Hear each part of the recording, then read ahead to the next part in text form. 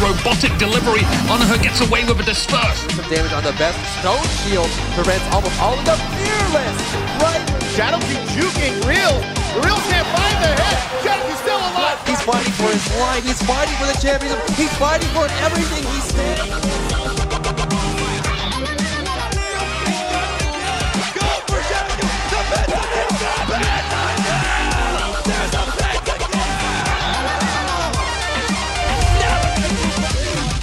It's their game to lose. Good evening, ladies and gentlemen, and welcome to episode 74 of the Smite Update. My name is Octane Pro, and joining me as always today, I do have my co-host here, F. and Smitten. How's it going, guys? Good, how are you? Doing good. F. What about you, man? I'm enjoying it. I'm doing well. I'm doing fantastic. Good to be here. Excellent, excellent. The quiet F. as always. Okay, so if you guys are checking out the Smite Update for the first time, welcome, welcome, folks. The Smite Update is, I want to call it a weekly show. It's more like bi-weekly, maybe bi-monthly, depending on how often you check it out.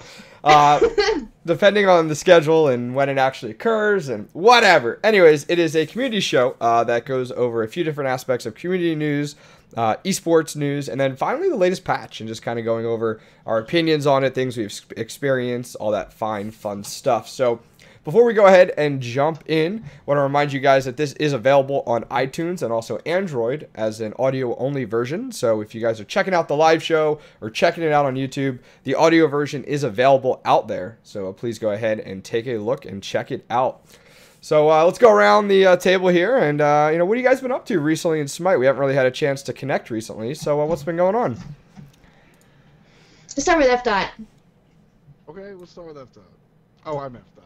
I've been doing well, having fun, playing the hell out of a Wheelix. Man, excited she's finally in the game. And of course, playing that bomb-ass Thanatos skin. That is a cool skin. Oh, yeah. It's so cool. It really is. I think it makes his late game better. Does it? I doubt that. You want to fight me, Smitten? I always want to fight you. I always want to fight you. Like, today's not the day, dude. I'm, like, exceptionally feisty. It's that red lipstick. It's that red lipstick. That's what it is.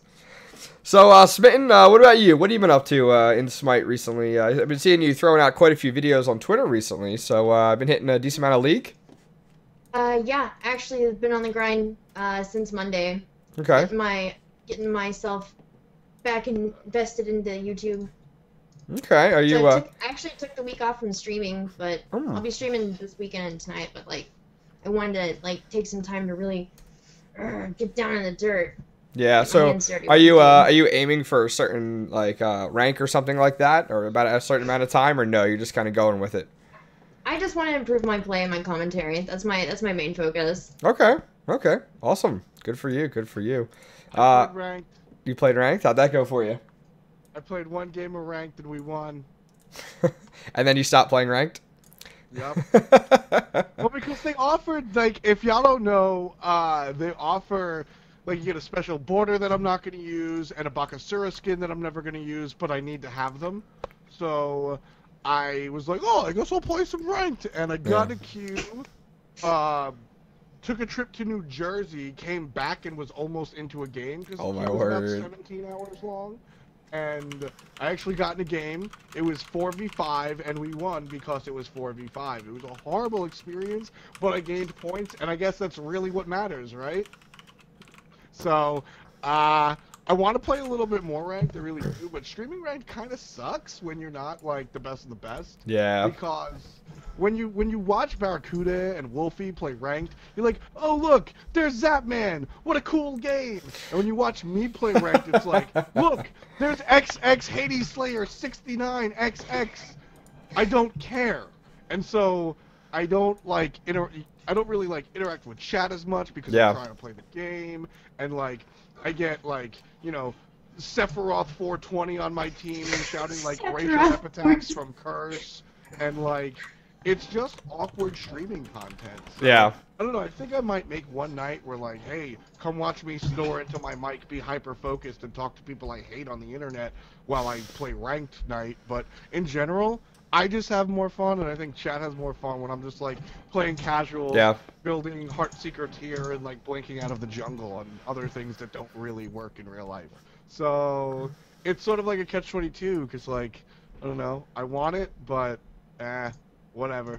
Yeah, I certainly am not going to stream ranked on Smite game, because I think if you're playing ranked without curse, you shouldn't be playing ranked. Yeah. And having random people on the internet talk on Smite game probably isn't ideal. Yeah. So... a little disclaimer in there. Yeah, no, I can completely understand. Yeah, rank's always hard because like it's either you're in ranked or you're like super try hard, super focus mode, and that just makes it kind of hard, as you said, when you're streaming. And it's a little bit easier for the pros just because of the fact of like they can go not talking to chat for 30 to 40 minutes and focus on the game, and people are watching them for the skill level and stuff like that. So yeah, I can understand. Well, cool. Cool. People watch me for my skill level. I bet. I'm the best. I bet you are. Like R. Kelly said, I'm the world's greatest. Oh my gosh. All right, moving on. World's greatest.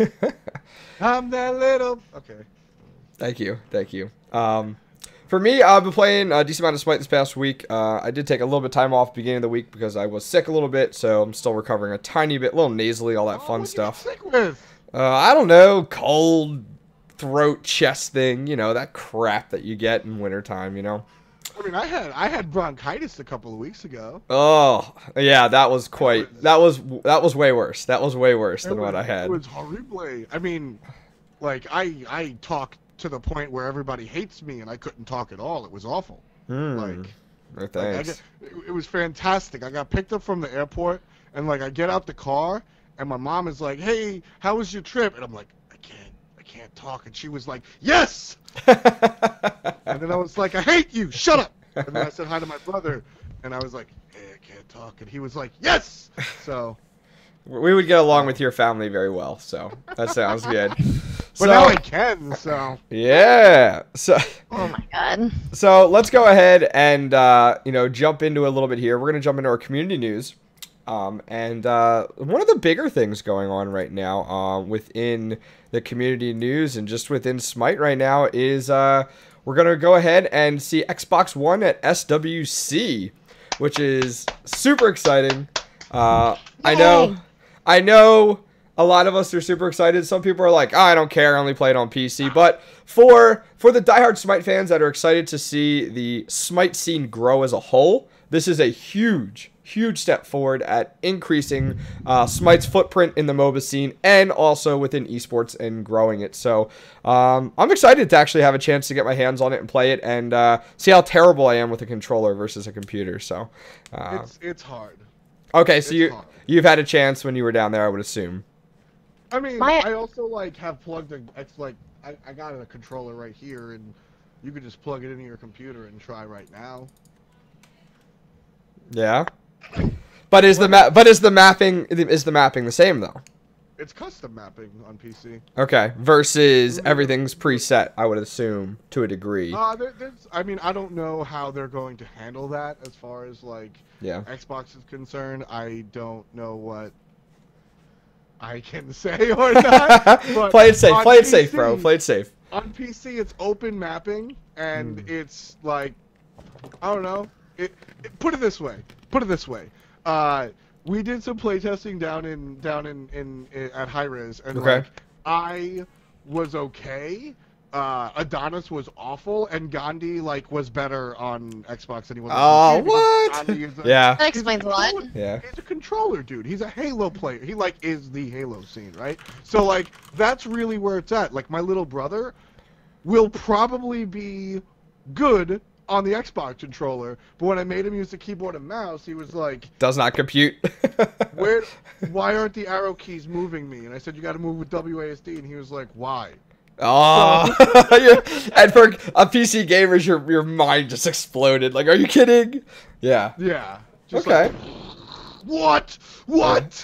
WASD? And I mean, he's played a little bit of Counter-Strike, so yeah. There's a little bit of this and that, but no, I mean, I'm super excited for what you said before, Octane, about how it's just an expanding scene.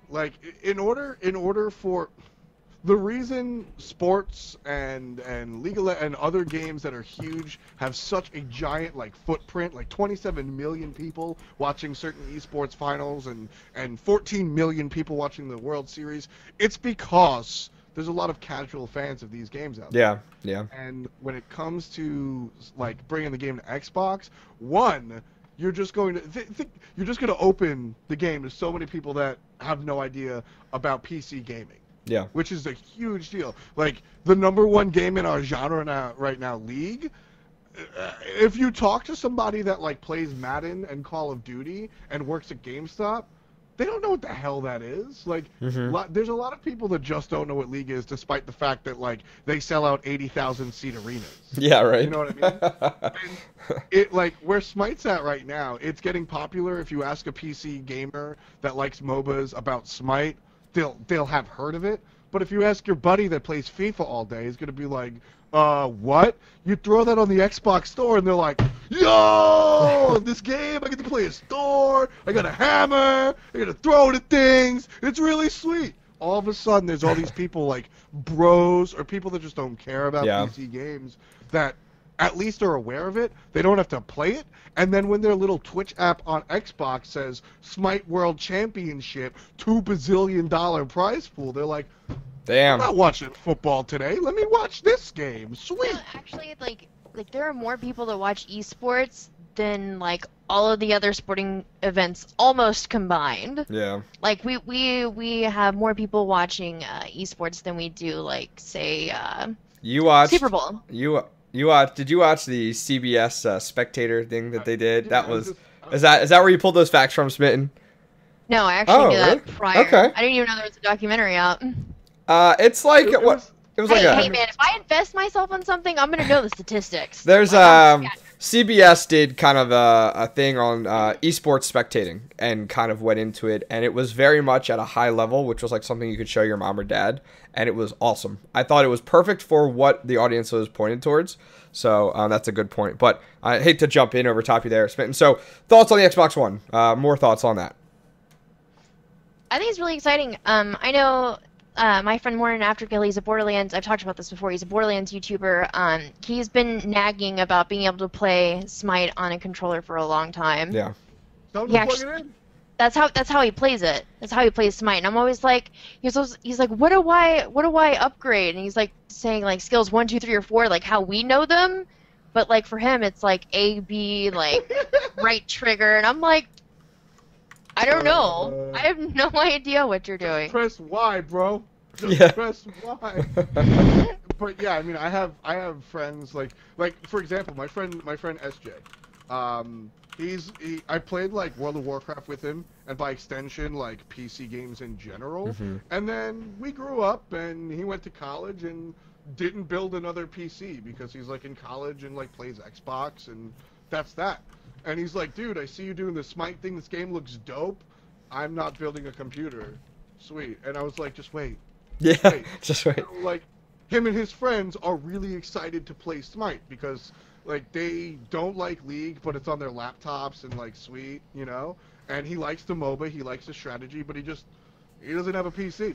And so he's just really hyped. That's at least 5 people that want to play the game but can't, and now he gets to. You know what I mean? So that's 5 people anecdotally in my small circle. Imagine worldwide how many people that are like, that game looks pretty cool. I'll figure it out later. Now it's on Xbox. Now I give a damn. Now I'll watch it. You know what I mean? Yeah, there's 2 things I'm looking for. 2 things there. First off, I'm eager to see how we make out seeing that advertising available on the dashboard on Xbox One regarding, as you said, about the SWC. So that's going to be huge. And then, you know, Smite being promoted on that dashboard. You know, it's a free-to-play game, so it'll be great. And then the third thing there is just the viewership. You know, now that Twitch is kind of getting integrated with like being able to watch that through Xbox One and stuff. Eager to see how, if we see, I'd say over a 6-month or a year period, a nice increase in viewership when it comes down to just the streams in general for Twitch. And on top of that, it was interesting. I was having a conversation the other day with a coworker who is a avid Dota 2 and League of Legends player. And I said, hey, you know, I saw the link that came out the other day about Xbox One, and I said, hey, check this out. And he read it, and he's like, why would they put a mobile on Xbox One? I don't understand. And he was very much coming from League of Legends and Dota 2. He's like, how can they map all those controls and And I'm like, well, you have to remember, Smite is that kind of third-person view, and it's skill shot based. So take like a first-person shooter and a person that likes to play a first-person shooter, give them a controller, throw them behind a god, and bam, they're set and ready to go. I'm like, it's not, I mean, without the technical side of things, it's not super difficult, and I feel like a lot of people could pick it up very easy. I said, I think it would be very difficult to map over a League of Legends and a Dota 2, only because of the mapping and stuff like that with the controls. Yeah, I mean, it just comes down to piloting the character. Yeah. Like isometric MOBAs are directed movement instead of actual pilot movement. Yeah. You're not telling your character where to go. You are moving your character there, and that's like the main allowance of making it WASD or controller based. Just there is no like, oh, you gotta right click, huh? Like there is none of that, so it works out well. And like you said, it's a familiar look. So yeah. I'm hype. I'm hyped for the new people that should be new hype. Yeah, yeah. Any last comments on that before we move on? Alrighty. I want Smite to come to mobile phone. What? I want to be able to like play League. Yeah, because you're so good at it on the computer. Let's go ahead and throw it on a little phone. You know, I am #1 when it comes to being bad, but am I allowed? One person that probably can't talk. Sure, why not? Don't make us 1 versus 1 and throw it up on Smite game, bro. Don't be like that. We'll do it. We'll do it. Yeah, right. All right, so moving on here, make sure that you guys do check out Xbox One at SWC if you are visiting. I've heard a few behind-the-scenes things going on, and it will be a lot of fun, so make sure that you guys do check it out. Don't forget, it will be an alpha at SWC. It is considered alpha there. So let's go ahead and move on. Right now, Hi-Rez is going ahead and doing more and more sales that we see going on. They're constantly doing these sales and opportunities to get additional XP and worshippers and stuff like that. So they kind of have the 7-day spielio going on right now. So keep an eye out on that. I will post more details in chat for that. Just wanted to highlight that for you guys as well.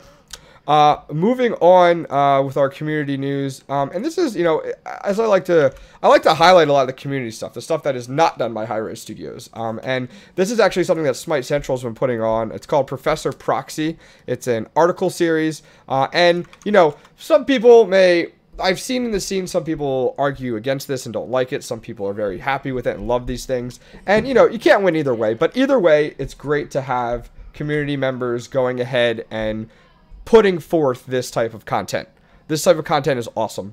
It is great to see. It's a very much kind of, you know, Proxy teaches you all these different things, and you know, one of them is meta and unicorn build versus crit, and I'm just reading through some of these here, anti-basic attack items, stuff like that. So make sure you guys do check it out. I will post it in chat, and I will also go ahead and post it in the comments as well. So make sure you guys go check that out. There's a lot of effort put into that kind of stuff. So, second to last thing of community news, this is actually something that I'm involved with a little bit here. SmiteShop.com is actually hosting a Smite community t-shirt art contest. It will be for cash and also for gems. First through third place will get cash and also gems, and then 4th through 6th will just get gems strictly. It is a art contest. We're looking for types of art and graphics that people have put together themselves that do have the rights to that and that are looking to put that on a t-shirt. So there's full details on Reddit right now. I will put a link in chat. If you're a community artist, you're looking to make a few extra bucks, this is a great opportunity for you. Or if you just want to go ahead and draw something in MS Paint and hope it shows up on a t-shirt, there's plenty of opportunity for it. I've got a contest submission that's brilliant. Do it. Do it. Yeah, it should be pretty sweet. So definitely looking for a lot of those community artists to jump in and have an opportunity too to take your art, put it on a t-shirt, and then to actually see people wearing it. It is pretty cool. So last but not least, Hi-Rez Studio, as always, puts out this phenomenal type of content, and I was kind of a little surprised by this. This is called Breaking into the Gaming Industry. And I was not expecting this at all. Hi-Rez Studios put together this great content, which kind of goes over like, hey, if you're a community member and you're looking to get into the gaming industry, you're looking as an artist or a commentator or a coder or a designer. And they go through it and they're like, hey, like this is the type of criteria that you need. This is the type of schooling that might be helpful. Make the connections, do the networking. They go through this whole series on it. So if this is you at home and you're like, hey, I love watching the stuff Hi-Rez does. I'd love to do something of that sort, and I want to get into the gaming industry. This YouTube series is specifically for you. So I'm going to go ahead and put a link in chat for you guys. Please go ahead and check it out. Definitely, it's huge. They do interviews with different people at Hi-Rez and just kind of what they've done to get to the point that they're in and what recommendations they have for you guys. So please do interviews with. I have to check at the very end. One sec. Excuse me. Goodness. I know, I'm still recovering. They do interviews with. I'm good. They do interviews with like artists and like 3D modelers and ask them kind of what they recommend for people to do. I don't know the names off the top of my head. I just saw the panel that they have available for people to choose from in order to get more information. So super cool. So make sure that you guys do check that out. Somebody in chat says I was moved by this video series, which that is quite interesting to say the least. So. Let's go ahead, guys. We're going to go ahead and move into our streamer of the week this week. And this is going to be, a little bit different than kind of what we're used to. The streamer of the week is actually a group called EGL. They're a kind of a tournament organization. They're constantly doing tournaments left and right here and there if you check them out. And, they really don't get the attention they deserve. They don't, you're not able to see, they don't get the viewer count. They don't get the participation that they really deserve. But these guys do constant. They do 3 versus 3 tournaments. They do 5 versus 5 tournaments throughout the week. They constantly have community casters. So do them a favor and go out there and follow these guys. I will go ahead and post their link in chat and, show them some love. Show them some love. So let's go ahead and jump into our community questions this week. If you guys have any questions for us, please go ahead and email them over to smiteupdate@gmail.com. And we'll go ahead and throw it over to F. To go ahead and read off our first question. Yep. Yep, I'm looking at the notes, right? Question from Wild Zubat, Pokemon extraordinaire. If a Chinese team won Worlds, would we see a meta shift in North America and Europe to a more bruiser sustain focused meta rather than the burst meta we have now? So this requires a little bit of background knowledge. If you guys are unaware of the Chinese scene, they're a little more patient and a little more thick than North America and Europe. They, like as the question said, they're more oriented around bruisers and thick characters rather than surprise you're dead and burst damage, so sort of around those lines. So if a Chinese team won Worlds, would we see the meta shift? And I mean that's an interesting question, because China and North America and Europe will only play at Worlds and maybe some like show matches, but throughout the regular season in the SPL, Europe plays against Europe. They don't play against North America. And North America plays against North America. They don't play against Brazil or China. So, will the meta shift in these individual regions depends on how the other teams play. So if, let's say, China wins Worlds with Bruiser Sustain instead of Burst, the North American teams go home, right?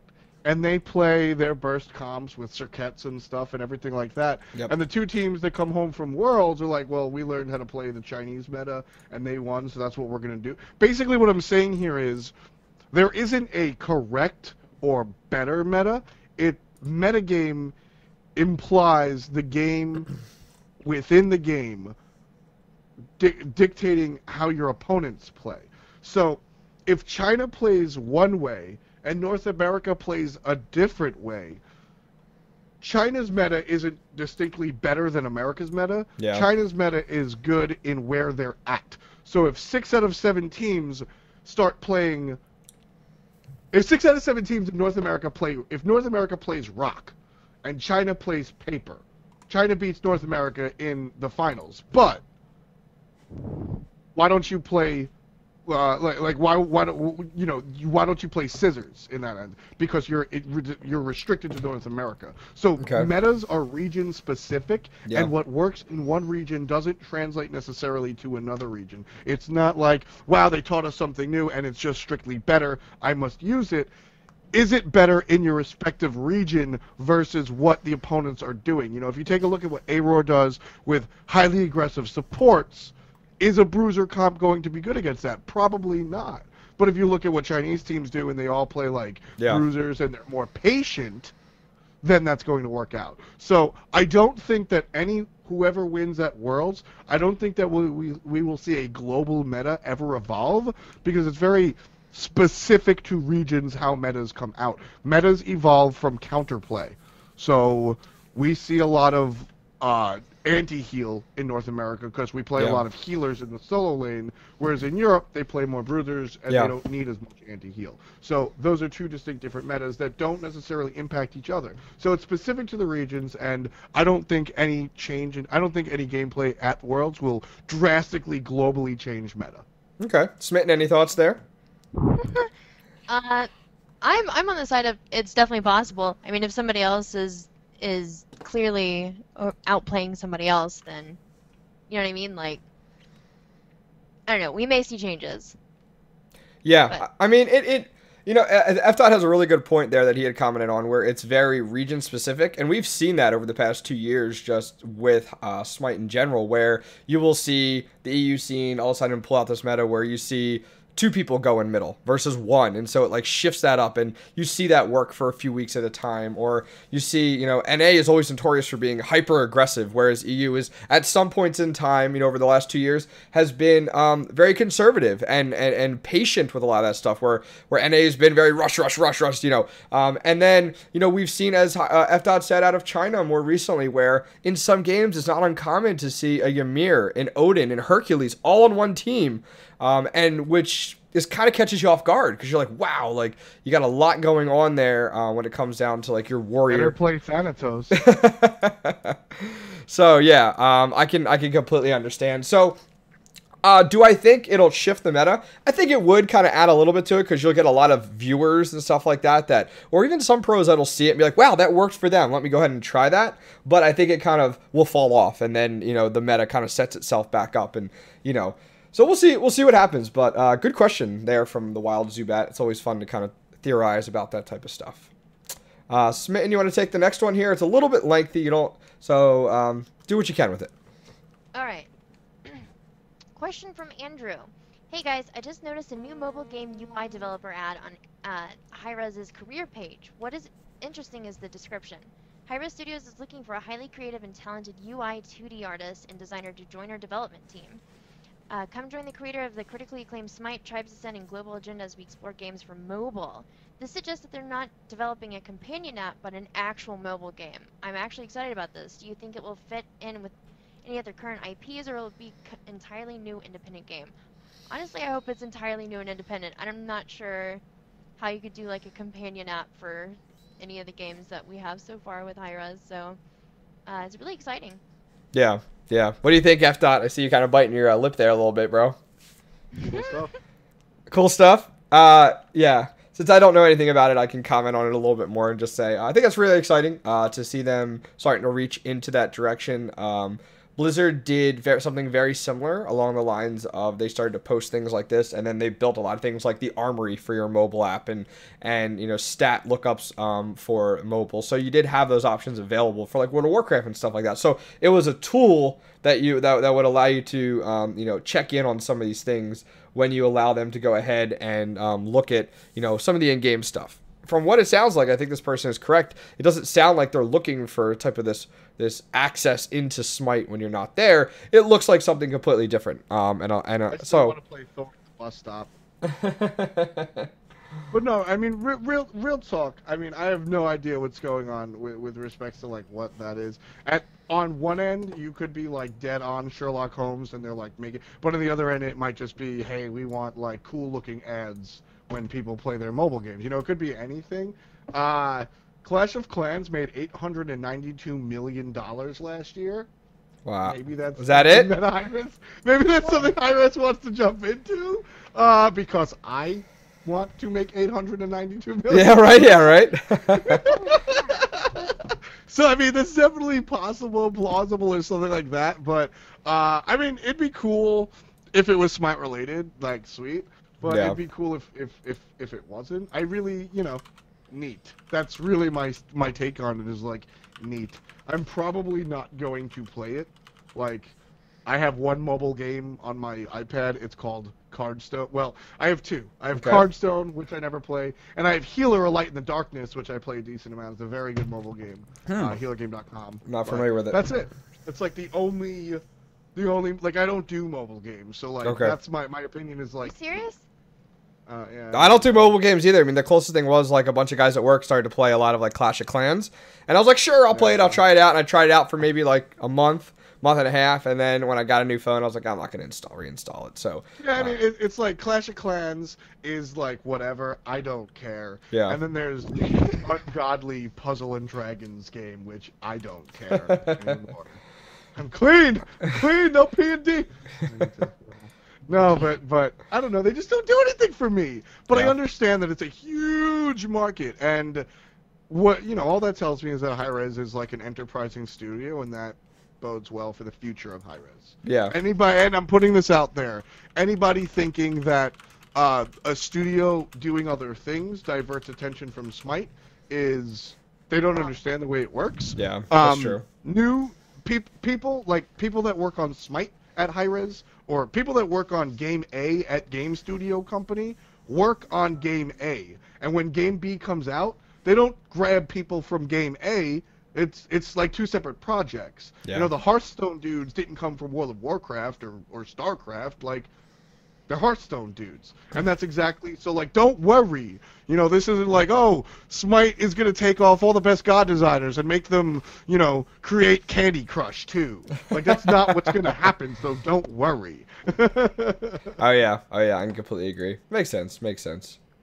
Anything else for that question before we move on to our esports section of the show? What? What? I'm paying attention, I swear. All right, let's go ahead and jump. Let's jump into our. Oh my word! Let's jump into our esports section here. I'll throw it over to F. to kind of start things off. Sure. I mean, Esports, let's go. Esports. You kill me. So we've got a whole bunch of stuff coming up. Smite World Championships is January 9th through January 12th. Be there. Either be there in Atlanta, Georgia, Cobb Energy Center. Come on by. Tickets are still on sale. You can get them. Or watch online. Twitch.tv/SmiteGame. Right freaking here. But in between there, we also have stuff going on. So we have the Curse Voice Holiday Cup. Put on... Basically, it's a holiday cup put on by Curse Voice. And it's basically a tournament. It's a 5v5 conquest tournament. No roster locks. So sort of like the past, we did like the last weekly last week, and we did the last weekly before that. Yeah. Same idea, just with a different name. 5v5 conquest tournament, no roster locks, so you get to see Cog play with Dig or whatever the hell they want to do. And that's it. It's a little bit of a higher prize pool, $2,500. So first place gets $1,250, which is pretty sweet. And then, cool thing, fourth place gets 1,200 gems, and fifth to eighth place gets 400 gems. So, excuse me, you all get gems, and you get holiday treasure chest rolls. There's like cool stuff going on there. That is this Saturday for North America and Sunday for Europe, just like usual. So just another weekly, essentially, but with more prize pool, essentially, which is pretty sweet. Smite Community Magazine announced their eSports edition, so it's sort of like eSports Illustrated, if you will. If you want to like toy around with copyright infringement, that's pretty much what you're looking at here. It's pretty sweet. It's just a magazine. I mean, the Smite Community Magazine, I don't care about most of the stuff in it, and I still read it because it's just so well presented. Yeah, it is, man. It looks so good. It really does. Like there are some esports that I'll watch just because the production value is so high, and I'm like, I don't care about your game, but goddamn, I can't not watch. That's pretty much what the community magazine is, right? Mm-hmm. Pretty much. Octane, Octane, it's got a special place in your heart, right? Page 40, baby. Page 40. Special place on page 40 of your heart, right, Octane? I can't wait. I can't wait till they do an interview with F. and then we can kind of bust chops and be like, "Yo, you got a whole spread." Dude, I'm gonna be page 39. Just one page. No, you'll be. Yeah, right. So this is pretty cool, as you said. They're doing a. You guys have read the community one, right? Yes. Yeah, read the community one. It's always great, a lot of fun. We always promote it here on the show when it comes out. It's pretty much the only thing out there that's like it, and it's great for people that aren't. Don't keep up with the scene a ton and just kind of want to have something where everything's kind of into one spot. And this will be cool to kind of see. It's just a one-time thing. Esports edition. Makes sense right around SWC. Pretty sure F. will read this a little bit closer than what he did with the community one just because of some of the content. He'll probably critique some of the articles and the authors. But, he'll check stats. You know him, But this will be pretty cool. So I'm looking forward to it as well. Next up on the docket is one of the biggest deals that I think it's really sweet. I get this question all the freaking time, and I finally have an answer that I can give. Yes, Australia will be in the SWC Season 2, and at Smite World Champions in 2016, we will have an Oceanic region. I read this at first, and for some reason I just connected it with like coming up here in January, and I was like, what the hell? Like, how's that even gonna work? They're just gonna plot this in, like, this is not fair. And then, of course, like less than 1 second later, I was like, oh, 2016, awesome, so happy about it. I can't wait. Like, end of 2016, like, I guarantee there might be a chance we have even more regions. Like, just to start to think like of how many regions we're gonna start to have is amazing. So I'm super excited for it, and it's becoming enough that and the growth that there's going to be a lot of teams is going to start to become a little hard to follow because you're going to have so many tournaments, so many teams. It's awesome. Can I ask you? Yeah, please do. What's your question? Real talk. What do you got? You said many other regions. We've got North America, Europe, Asia. Yep. Latin America and Brazil, sort of. Yeah, that's what I'm talking about. Yeah, okay. You got 6. That's no. You said many other regions. Literally, it's Africa and Antarctica. No, what? My comment on that. Oh, my word. There are probably African players, but are you really going to have a North Pole Smite World Championship team? Team Polar Bear, let's go. I don't think there's a lot of penguins installing Smite on their ice computers, Octane. What other regions are you talking about? You can bust my balls if you want me to specify. What I meant was more server regions. That's all I meant. More servers. That's all I meant. I didn't mean physical regions, but I mean, thank you. I know we're sending a man to Mars, but I don't think there's a Smite team on Mars right now. All I have to say for that is thank you for busting my balls. I will specify I meant servers, but thank you. Nothing slips by. Nothing slips by this man. We'll just put it out there this way. I guess there won't be a lot of lag for the North Pole servers because they'll be ice cold. I don't have to say that's your heart is ice cold, bro. All right, your heart. All right. Moving on. Moving on. This is a very, very big deal. There's a lot of Oceanic players. Yep. I know one of the people that I've interacted with the community, Customs, is like an Oceanic player that is just super excited about this. I mean, do you play with any Aussies, Smitten? You're up late. Right? Do I play any what? Sorry, one more time. Play with Aussies, like people from Australia. Yes. I've got a few Australian. It's that new region. They just invented it. They patched Australia into the globe. That's right. Good to go. It's no longer the future patch. That's right. All right. So what else we got going on here in esports? I think that is like the biggest deal. And going hand in hand with that, there's a lot of viewer parties going out there. Hi-Rez Hinduman is handling some of the viewer party out in the UK. Manchester. And we also have SWC Down Under. I just offended like 27. Good job. Good attempt. But there's Australian stuff as well. Well, I'll put the link into chat, and y'all can like figure out where you want to be or what's going on. So you guys can watch that live and stuff. It's gonna be pretty sweet. And that just sort of like goes with the Oceanic players, because there's two types of like players in the world. There are, man, I love this game. I literally get 250 ping, but I'll play it anyway. Yeah. And then there's the dude that like, yo, this game looks dope, but when I press W, my character moves 20 seconds later. Yeah. I'll wait. And now those people that had to wait, they get to play the game. Not only do they get to play the game, but they get to play the game on a competitive level and compete for like $1 bazillion, whatever the prize pool is going to be in 2016. So that is the hugest deal. These viewing parties is a nice, like, this is a great place to start.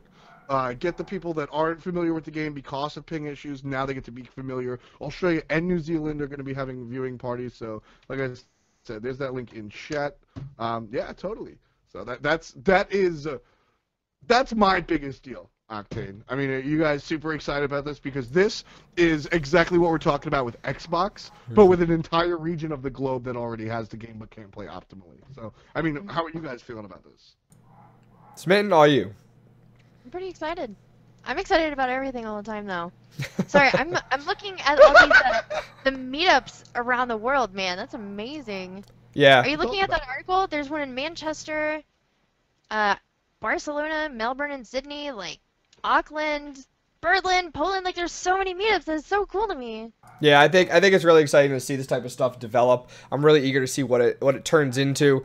We had talked about this last show. F.Dot wasn't here, but we had talked about the fact of like Blizzard and other big publishers do a lot of things with this, where like they will coordinate with some of these people there to get webcams there or quick little videos from these kind of bar crafts. Like, that's what they call them. They're calling these meetups, you know, but in other esports, they call them bar crafts. And that being said, I think it's awesome that we're moving in this direction. Like, I'd like to see 2-3 years down the road, you have a full link on Hi-Rez's site where you can just go and find these different all over the world type of things for different things, like regionals and stuff like that. Like, it would be cool to see us get to that point where it's like, hey, I can go down the street in New York City and there's a bar hosting this, and I can go watch regionals, like for Smite. That would be awesome. So I'm excited to see what it develops into. Yeah, and a lot of this stuff is community oriented. You know, a lot of this stuff. Drybear put out a tweet the other day and saying, "Hey, if y'all are having a viewing party, let Hi-Rez know." So like it's not your responsibility out there, but if you want something like this around and there isn't anything in your, you know, Oklahoma region or wherever the hell Smitten's from, you know, you can go into like, you know, the local like cow watering hole and put it on a TV and invite people around and meet strange, you know, meet new with one of the old fashioned antennas. So we can pick up the reception. I mean, I'm picturing like a saloon with the swinging doors that you. There you go. All right, calm down, nerd. Calm down. Cow country out there in Smitten cow country, but no, seriously. Corn country, not cow country, nerd. You just made it worse for yourself. Right corn. Corn doesn't move. Corn and the Oilers, like that's our life. but so I mean, not only is it a cool way to like spread Smite, but you also get to meet new people that like you wouldn't have, you know, if there's like a Smite fan that really loves to watch Team Dignitas that lives 20 miles away, when is your life going to intersect besides at a viewing party? So, you know, right. Totally. That's awesome. Yeah, the last part of esports thing, which I thought was kind of cool, and this was posted a little while ago, but I wanted to bring it up, was Hi-Rez Stu actually posted this, and it was just a quick little thing that he put up on Twitter, and he just said, looking beyond SWC, what do you most want to see from the Smite esports scene in 2015? And just kind of want to throw around the table, throwing out ideas, all money aside, everything aside, but being realistic. What do you guys hope to see out of the esports scene in 2015 out of Hi-Rez? I want to give a shout out to Repicos, the Aquila player that asked for free gems. You're a pro player. I know. Free gems. You get paid in gems for the most part. Come on. Go earn them, bro. Go earn them. I need gems. Smith, you had something to say. What do yeah. you So what are your thoughts? Okay. I want more lands for 2015. Sorry, 3 wasn't enough. Yeah, I commented back on it, and I've seen this in other scenes, and I think mostly StarCraft 2, because that's where I come from before Smite. And I just said I'd like to see private lands that are broadcast only, Teams are flown in, can be done in the studio if need be. It doesn't need to be this whole spectacle. Can be in the studio, no audience or public access at all, just completely streamed. And, you know, it's not as much overhead for Hi-Rez. They don't have to go ahead and rent out this whole venue and get this whole stage and do this huge thing. They have the studio. They can literally just set up exactly what we saw at ESL without the audience aspect and do an invite-only or a quick little qualifier tournament. And that still satisfies and grows the esports scene without putting a ton of money into it. So I'd like to see more things like that between all these bigger events that are LAN. So that's what I'd like to see in 2015. What about you, F. Yeah, I totally want more LANs. I mean, I don't know why. Why don't you want an audience or anything? Just because. I know, that's what I'm saying. Like, No, what's the fun of I think the audience aspect is amazing and it's great. But if that is going to limit us to the amount of events that we can have, for example, hey, we only have 4 events a year compared to, let's say we have 8 events or 10 events a year because there's online ones, I'm okay with that. Like, that's what I'm saying. I'm just saying from a financial perspective, when it comes down to the cost of these things, I'm looking at it and saying, hey, these would be great. It's not a huge production deal from, you know, financially and, you know, holding up the studio a ton, and they could do this all in-house. That's all I'm saying. I love the LANs. All 3 of us love going to the LANs. I think they're a great opportunity. But if we can have more esports events and this is the way to do it, I'm all for it. That's all I'm saying. Because that's how looking at the SPL is what you're describing. Well, no. These are just mini LAN tournaments, so not SPL. For example, in StarCraft 2, they decided, okay, like MLG did quite a few of these. Between the regional events or between big events, they said, hey, we're going to invite these 6 teams down. We're going to host it right in our studio, right on the floor, right here in New York City, and we're going to go ahead and just do a LAN this weekend. No public audience or anything like that. Completely streamed. That's all it is. Just basic and simple. I like that kind of cool, kind of quick off the cuff type of stuff. That's all. But I'm not saying audiences are terrible. I think they're great. No. I knew you weren't. I just didn't know what the boon. Okay. Of not having an audience was. Okay. I was like, for once in my life, I wasn't pushing your buttons, Octane, bro. That happens.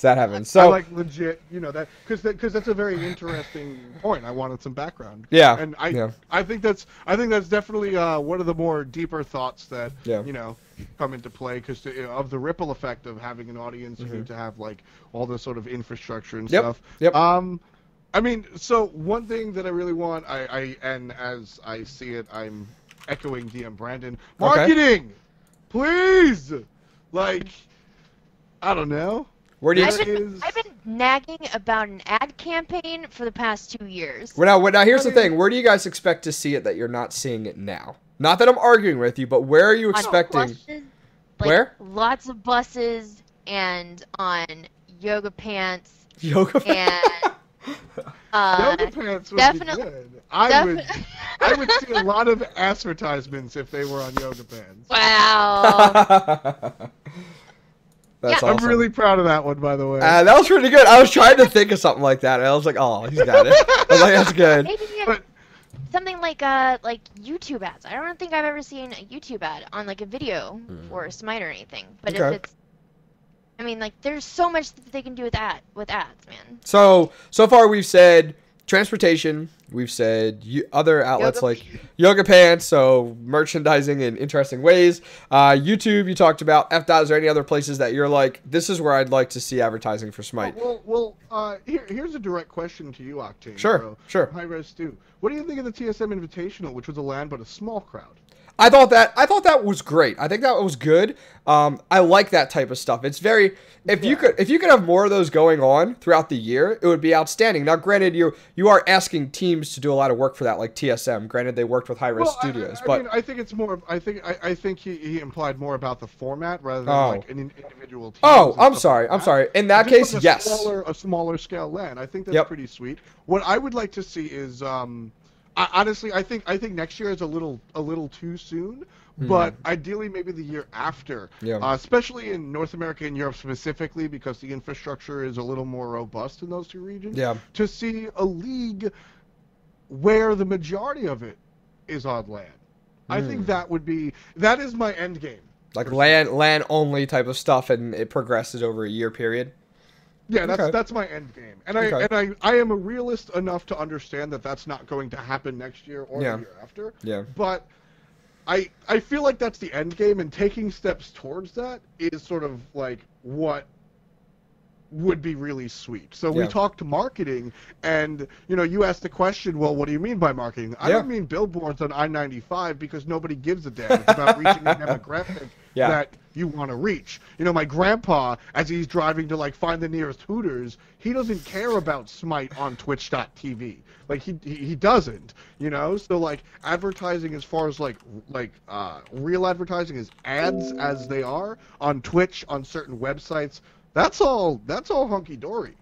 I'm Yeah. talking about the smaller lands, events like that. That's marketing, baby. Yeah, I'm not.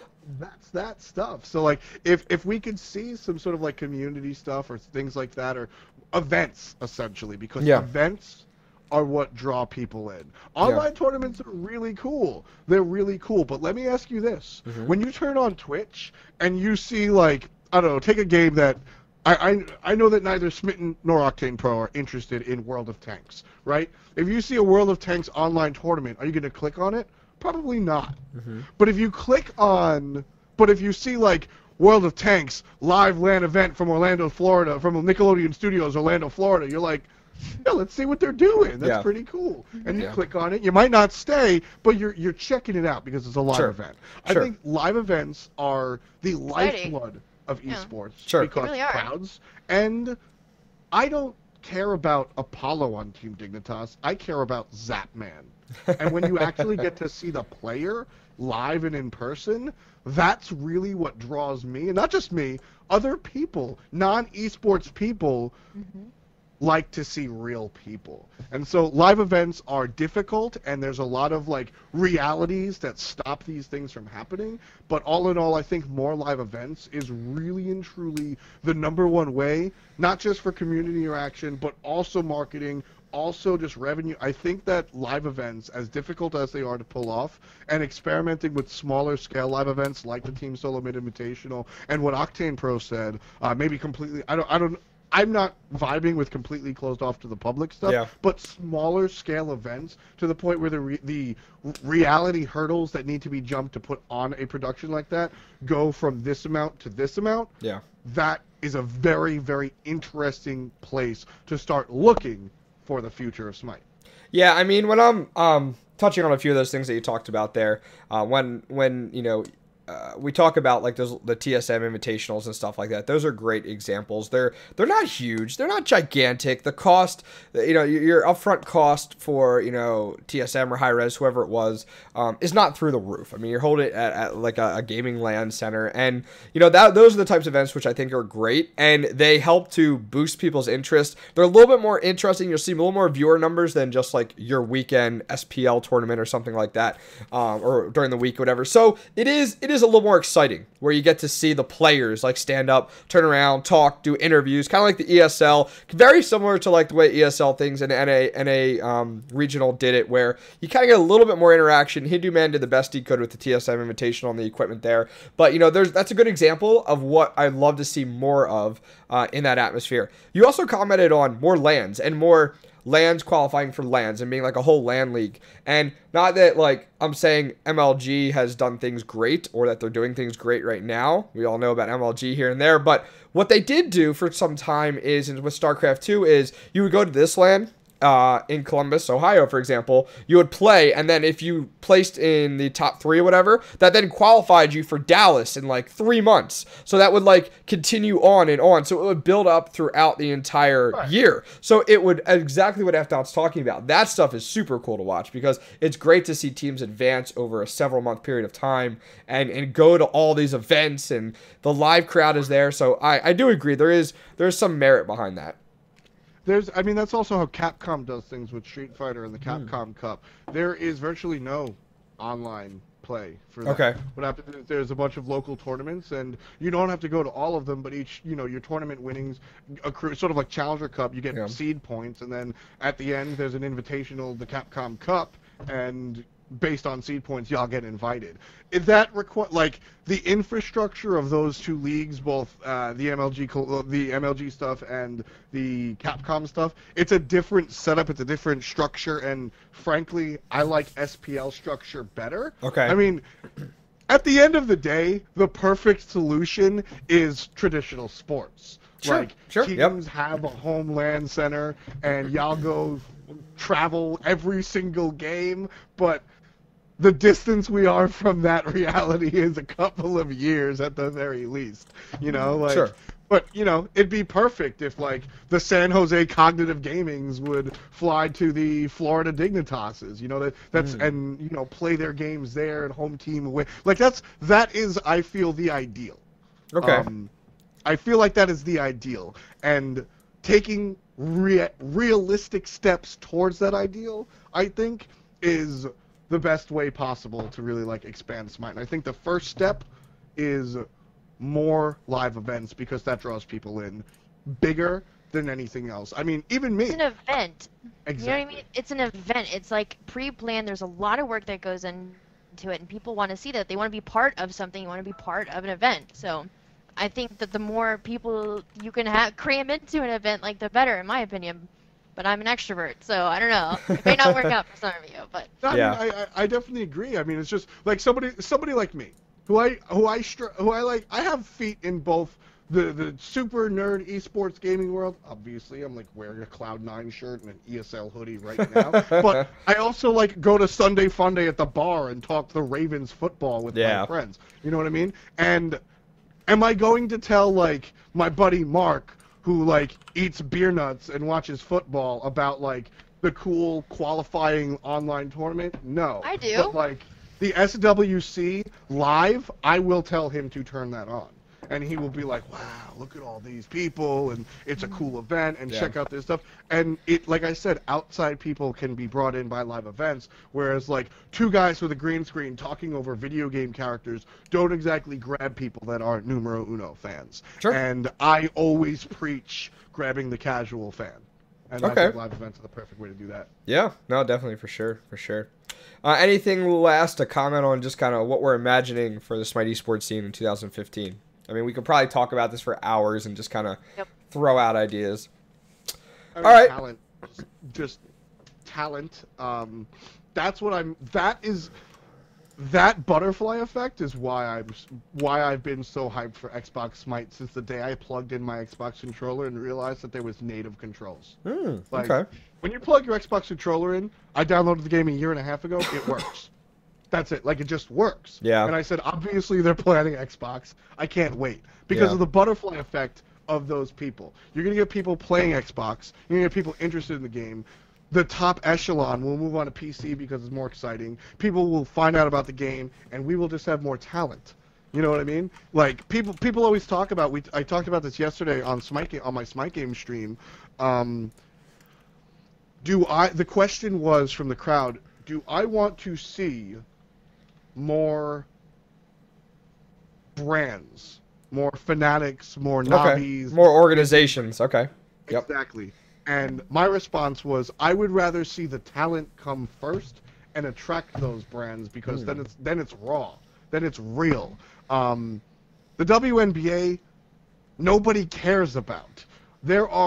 The New York Liberty is endorsed by the Knicks. There are a lot of sister teams, the Sparks or the LA Lakers teams. These are the biggest brands in the entire world, and nobody cares because there's like 5 talented individuals in the entire WNBA. It doesn't matter if the Knicks and the Lakers and all of these robust brands, you know, that is the equivalent of the Dignitases and the Team Solo Mids. It doesn't matter if they're backing these teams if they're not talented, because it's just not fun to watch people fight for $29,000 a year.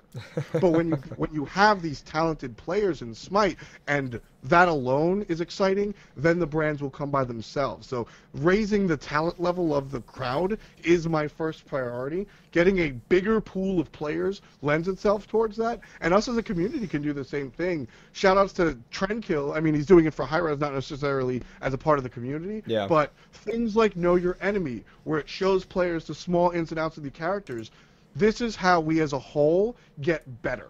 And I mean, there's a lot of like ripple effects, like your ranked experience will be better and cool, but expanding, you know, six teams in the SPL to 8 teams in the SPL is based on how many damn talented players you have. And if you don't have 5, 10, 15, 20, 25, 30, 35, 40 talented players, then why have 40 players playing the SPL?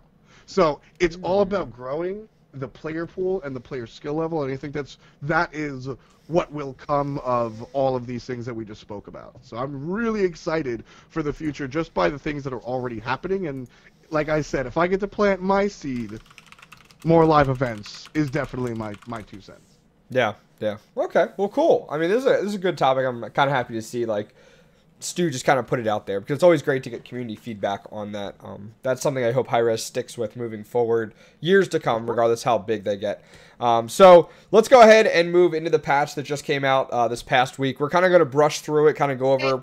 Wait. Whoa. What do we have to talk about? What is it? I don't know what that is. What is it? Prize pool. Yeah? What are we at now? Current prize pool is $1,967,102.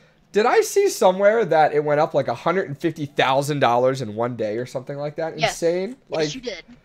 it was funny. Okay. I was talking to my stream last night, and I'm like, yeah, Hi-Rez saw it was close. They just unloaded the gates of the Odyssey and just released all those items, and it's the perfect marketing strategy. Like, push us over.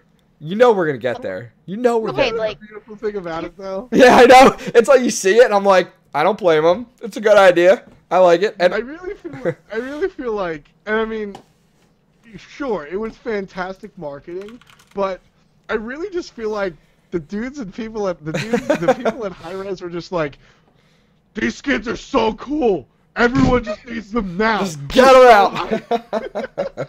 Okay, I think so they were just excited themselves. Yeah. point that I want to bring up about the prize pool is that LoL's 2014 World Championship, their prize pool was $2,130,000. This is our first World Championship. We can beat their Season 4 championship total amount. I'm like excited. Let's do this. I can't wait till it hits that mark, and then I can go into work to my League of Legends buddy and be like, "What? Be What like, now? "Oh, what's up? Where's your game now, bro?" Let me roll." I'm the only one that doesn't like see this as an intense competition. It's not a competition. It's just like It's a we're- milestone. It's a milestone Yeah, marker. We're making our mark. This is our first World Championship. To say We're making our mark. we were bigger sooner. That's Yeah, right. we were not necessarily that. It's just like we're making our mark in esports team. You know, we're legitimate and like this is amazing. I mean, Yeah. I have never doubted. That's the entire reason I do what I do today, because I took a gamble that I didn't really think was a gamble. Smite's awesome, and it's got awesome fans, and it's just inevitable. Good things win out. There you go. All right, so let's There's show. a reason why we drive cars and not horse and buggies. 'Cause cars are cooler, right? Unfortunately, there are a load of horse and buggies around where I live. Unfortunately, It's I really- forgot What? you like live in Amish country. I live out towards like Harrisburg, Lancaster, Pennsylvania area, and so there's this thing. There's these people that don't believe explain in it. technology. I don't understand how they survive. They're called Amish people. It's really weird. Anyways, moving on. Let's talk about the new patch. So, Smitten, what do we got? We got about 24 minutes. Okay, there's like 60 million things in the patch. We'll get to what we can get to. If not, we will catch up with you guys next time. Most obvious is that Willix is out. I Yeah. call her Willy for short. She's Willie. Willy. That is awesome. A Willix. I just A like, I don't Willix? know. Shut up. A Willy. Willy. That's her name. Anyways, she's so fun. Hands down, like the second that I got my hands on her on the PTS, I fell in love with her. I don't like melee gods. I don't understand the playstyle. I don't know anything about them, but like a Willix felt amazing the second that I picked her up. A little strong. Oh, melee. I thought you said manly. Melee, no. She felt very No. manly. Like playing Hercules or something. Yeah, I know, Very right? manly. Ooh. No, a Willix, like she felt so good. If you guys haven't already played her, I don't know where you've been at, like living under a rock apparently. The only thing about her that I really noticed is that she can clear waves around level 8 Yeah, I just noticed fine, that too. a all little by later on. herself. I tried her in solo lane. I tried her. I believe I tried her jungle. Did her AD carry a couple of times, and that was fun. Like, if you have a Geb or like a Bacchus or a Sobek or anybody with a knockup. Oh, it helps the combo. Like especially if you it's have Curse Voice. If you have Curse Voice installed, you can communicate that and organize that. I can see that being a lot of fun.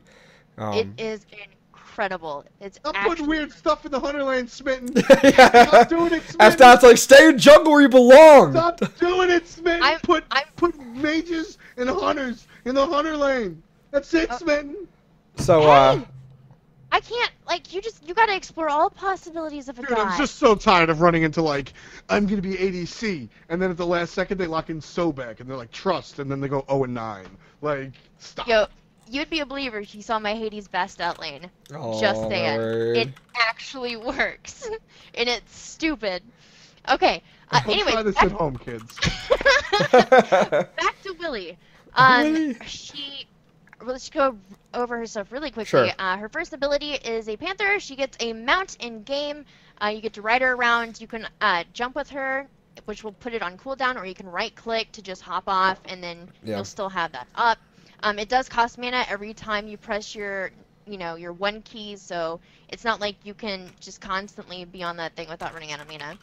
She actually has a really, really low mana pool, which is why I love Jotuns on her.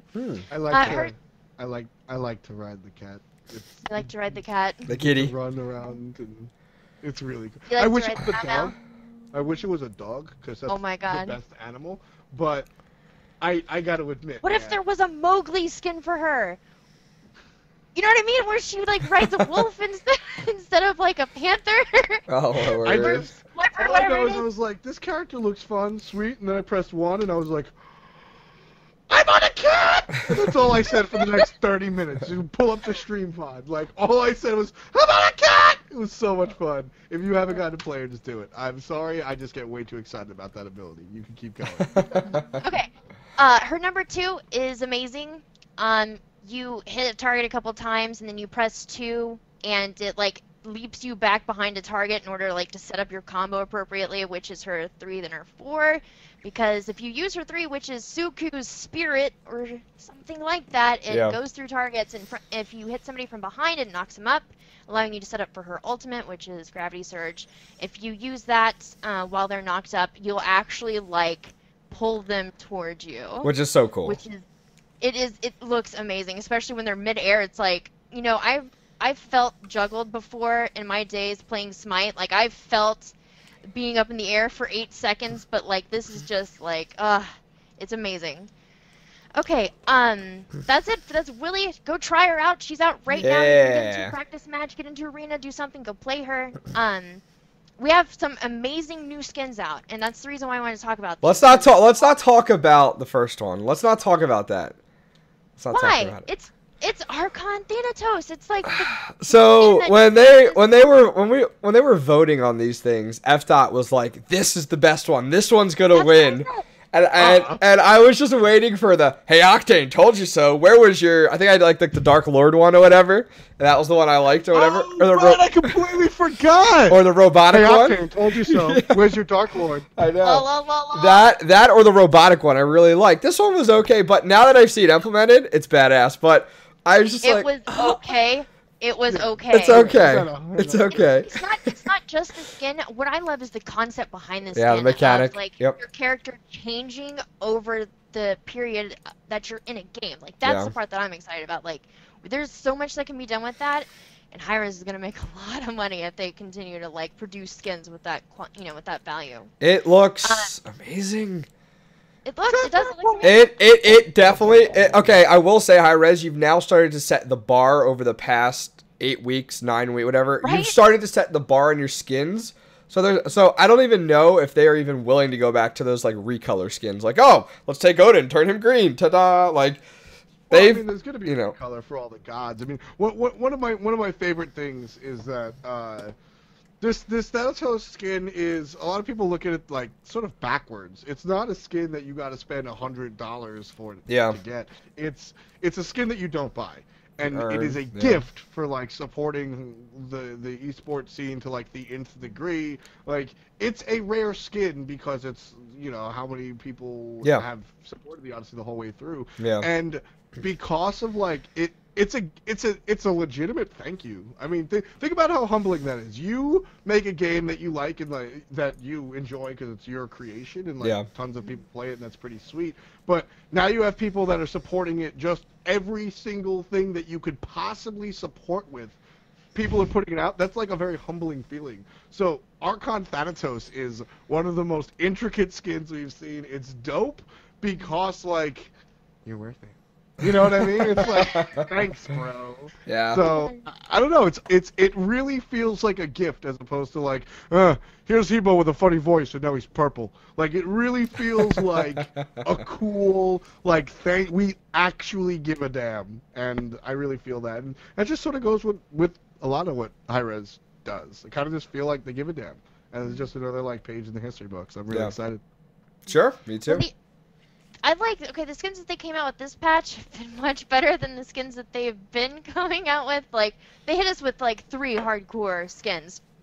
Obviously Archon Thanatos. But then we've got Nerd Rage Kabrakan. I've seen that, like, in games, and it looks so good. I haven't had a chance to play it out yet. It's on my list. It's on my to-do list. Don't even say anything. I see ya staring and snarling. Alright. The last skin, most importantly, is Buccaneath. Buccaneath? Buccaneer-neath. In our notes it says Buccaneath-neath. That is copied right from Hi-Rez Studios forums. All right. This is it's a pirate skin for Neath, which is awesome. She has a little monkey, but like a lot of the jokes and taunts and like things that she says, they're just really cheesy. Oh my god, if I cosplay Neath, you can be the monkey! Oh! That was epic! And he's out. Alright, so we've got I told you I've been trying to fight you this whole time! Alright, so as another thing to really comment on is, I don't know, you guys probably noticed, but when you log into Smite, you get a Hi-Rez animated logo now. And so before the Georgia thing. I think it's great. I think it's awesome. I don't know if they get some type of tax credit or something, or tax write-off with the Georgia thing, but part of me feels like it's kind of time to go for Georgia. I mean, I don't know. It doesn't I don't mind it at all. The only thing that I mind why is it there? Oh no, I have to click. My life is ruined. No, I guess my question is, why is it there? Why not? Represent where you're from. Georgia's an up-and-coming town. Atlanta's like an up-and-coming city. Sure. It's one of the best places for young people to go to get their jobs going on. We've got Coca-Cola, one of the staples of United States like culture right there. In I'm Atlanta. okay to see Georgia. It's a growing tech industry. I mean, my Twitter is f.ny. People like where they're from.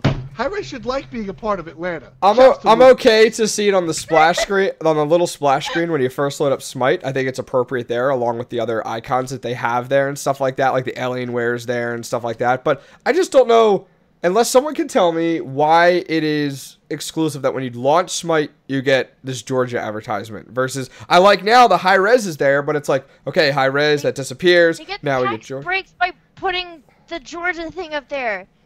I mean, I understand that our entire gimmick is argue about things that don't matter, but this is the most don't matter out of all the don't matters we've ever don't mattered about. Okay, you have... You know what really burns my biscuits? The 0.5 seconds I have to click to make a giant peach go away. Okay, no, like, I have one issue with this new logo being added in. The only time it bothers me is whenever I've been disconnected from a match and I'm trying to log back in. Oh, and you're like, get out of the way! The color for you when you're playing at 3 in the morning and that white color, you're like, ah! They changed it black so you can sit there and be like, I'm gonna play my ranked game now. Like they changed the color for you. Why are you complaining about a 0.5 second splash screen, Octane, bro? I don't get it.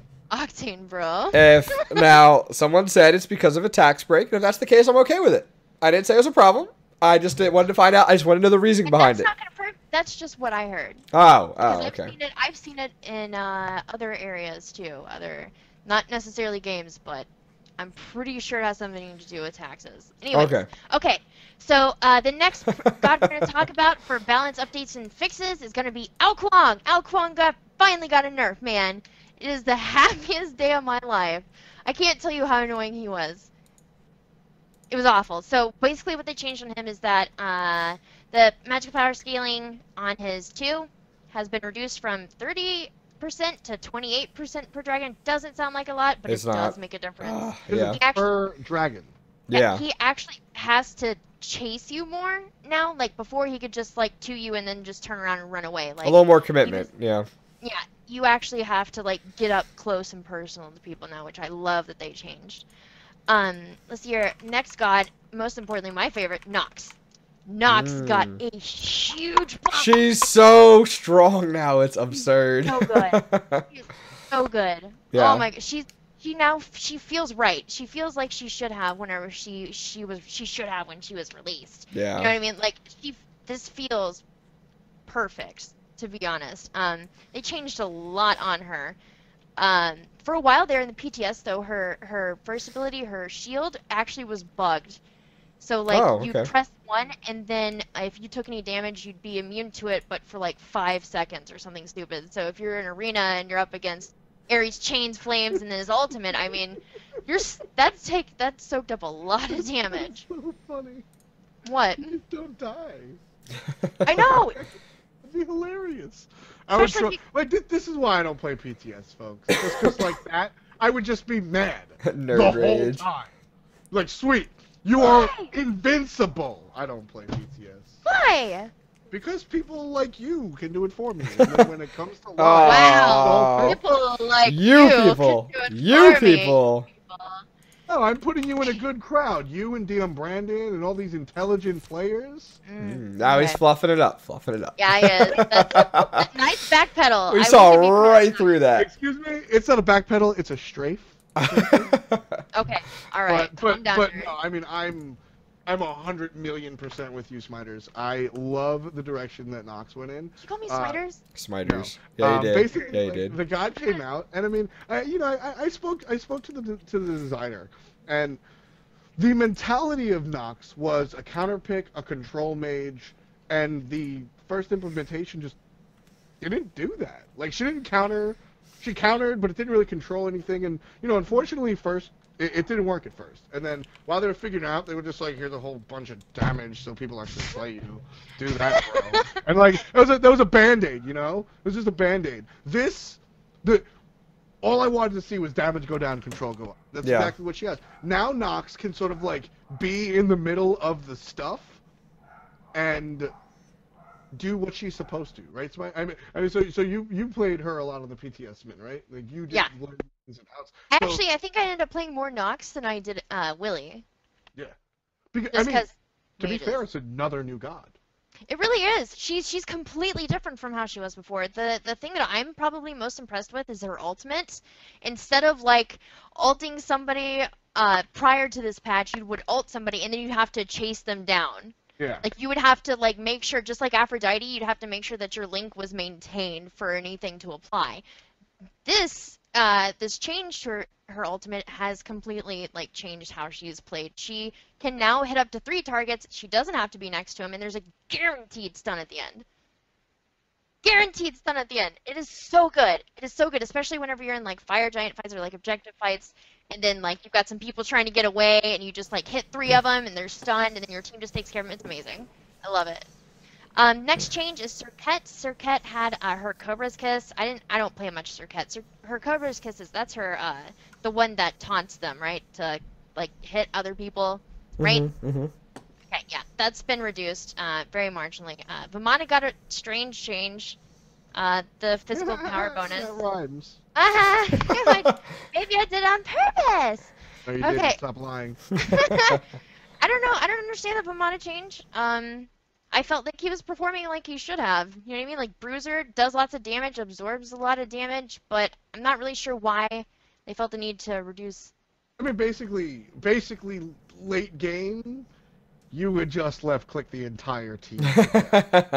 Like, but you're right. The core of what a solo lane Bruiser is supposed to do is like, all right, they kind of like they're like Magikarp Gyarados, right? Mm. Like you don't really do nothing but splash around for the first 20 minutes, and then all of a sudden Yeah. you're like whap whap whap, and you scare everybody. The problem is like Vamana was just the best. Like we always joke about how all Omegatron can play from Cog Prime. All Omega can play is Vamana, and like that's a hilarious joke. And I was lucky enough to have Omega host one of the pre-games with me at regionals, and it's a hilarious joke. And you know, we joked about it with him and Allied when they had their little interview thing. And then you know, I talked to him, and he's like, you know, it's a funny joke, but at the end of the day, you're just stupid if you play anything but Vamana and it's available. Because come 25 minutes, I'm going to teleport to the team fight and get a pentakill. And like that happened at last tournament. Like that, yeah, like that, you know. That was the hypest thing, though, man. But it really, like, was it? It was. It was amazing. Are you kidding? Like, No, did you? no. You heard how the crowd was yelling. Yeah, because it's a pentakill. But let's really take a look at that. You look at Shadow Q's Aphrodite play. The left side of the jungle, he dodges shots for like 30 full seconds, and that is a hype Smite play. Yeah, You know what's not? Yeah, right. Vamana clicking through lane. He's dead! Pentakill! Like, all Vamana does, you press W and you hold down your left click, and like, there's no real like interaction there. Should it do tons of damage late game? I totally agree. Should it do that much?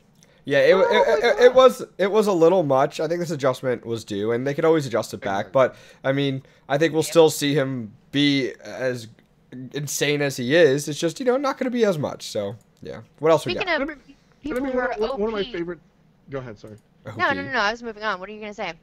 One of my favorite things that we see in these patch notes is, there are little like italicized developer notes. Yeah. So you can at least understand the thought process. You know, and right here under Vamana it says the change is intended to curb a little bit of Vamana's late game damage or force him to specialize more in his itemization consistent with other warriors. And I think that last part is really important. So part of Vamana's boon is the fact that he can build defensively and still be offensive. Yeah, But, like, Right. it's ridiculous. there should be a little bit of a balance, and I think that's what they're looking for. Like, if you really want to be crazy Vamana, you should have to build at least one offensive item. Because right now you could just build like a tank and still get a pentakill, and it's pretty sick. You know what I mean? Whereas like Shock or Hercules have to decide what they want to do. So Right. That's true. Okay, so the last god that everybody was nagging about for I don't know how many weeks got a nerf. Vulcan, of course, Thank and God. it was his magma bomb. It was his Meatball.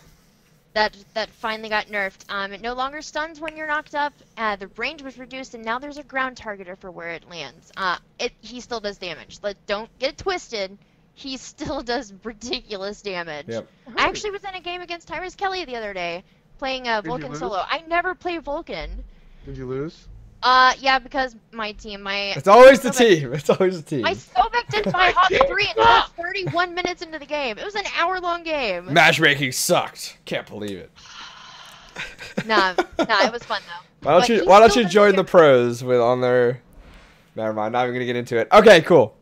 Yeah, I completely agree. This happy with patch it. was actually a lot of fun. I love Awilix. I feel like she's gonna change some stuff. I feel like there's something happening. Maybe Okay. it's just Are you 100% confident that's how you pronounce it? It's a Willix? A Wheelix. Awilix A Willix? or Willy. A Willy? That is wrong. I'm not saying that. I'm not talking about my Willy on the stream. A Willix, though? That's it? A Willix? At least that's how it's pronounced when you lock her in. Okay. No, I'm not like testing. Yeah. I don't know. I don't know. And like think it's I'm pretty literally sure my it's a job to say that correctly. Yep. So I want to know. My understood was it was a Willix, but then I hear some people saying a Wheelix too. So I don't know. I guess we'll find out. A Willix sounds better. A Willix A seems Willix? more appropriate with the way it's spelled. You know what a Willix sounds like? An outdated programming language. Yeah, right. I used to code in a Willix back in the day. You know. Python. I know Python's not C++ outdated. Willix. Yeah. You know, that's just what I do. And it's like, what? Nobody cares, but a Wheelix? Alright, a Wheelix kind of sounds... I don't know what a Wheelix sounds like. Maybe a tractor company? Something Gandhi owns? Something God is. He'd come hang out in Amish country. You know, he's good to go. All right. Shoot some deer. That's, oh my word. All right, so guys, that's going to round out our show for today. Kind of sped through things a little bit here, kind of limited on time, but that's okay. Still had a lot of fun getting it in tonight. We won't have a show on Sunday, as there will be the Curse tournament going on then. There'll probably be some other stuff, as always, going on then. So we do have things going on tonight. If you guys enjoyed the show, you guys want to check out other episodes of the show, you want to find a spot to see all future episodes, go over to YouTube, youtube.com/TheSmiteUpdate. Also, if you guys are interested in checking out Smite news, along with every once in a while, we have some giveaways up on there. Check it out on Twitter, twitter.com/TheSmiteUpdate. Please go ahead and check that out. Special thanks to Hi-Rez Studio for allowing us to host this show on their channel, twitch.tv/SmiteGame. Today we had it directly after the art show, so it worked out really well. Before we go ahead and head out of here, F. and Smitten, where can people go ahead and find you when you are not on the Smite Update show? If you want to find me in chat, I'm usually in Smitten's chat, hanging out and making fun of her because she feeds a lot. But Likely story. Why are you so mad at me? I'm not mad. I'm feisty. Big difference. Okay, moving on. If you like what if you like what I kind of like the ramblings of a madman, you can find it all at twitter.com/FDOTNY, F.NY, and stream twitch.tv/FSwag. And I also stream right here, 7 to 10. In fact, I'll be here in like 2 minutes, so just stay tuned. But yeah, twitch.tv/FSwag, twitter.com/F.NY. I also have a Facebook and a YouTube and stuff. I'll put all my links in chat. Y'all can check that out. Great. Smitten, what about you? All right. 2 main places that you can find me. You can go to twitch.tv/Smitten. It's where I stream, do that a lot. YouTube.com/GameFirstGaming. That's where obviously I post my Smite videos, and then you can find me on Twitter at SmittenGFG. Excellent, excellent. Well, guys, for myself, you can check me out on Twitter, on Twitch, on YouTube, Octane Pro, SCII. Once again, Octane Pro, SCII, Twitter, Twitch, and YouTube. For myself, Smitten, and F. We appreciate you guys coming out tonight. We'll see you next time.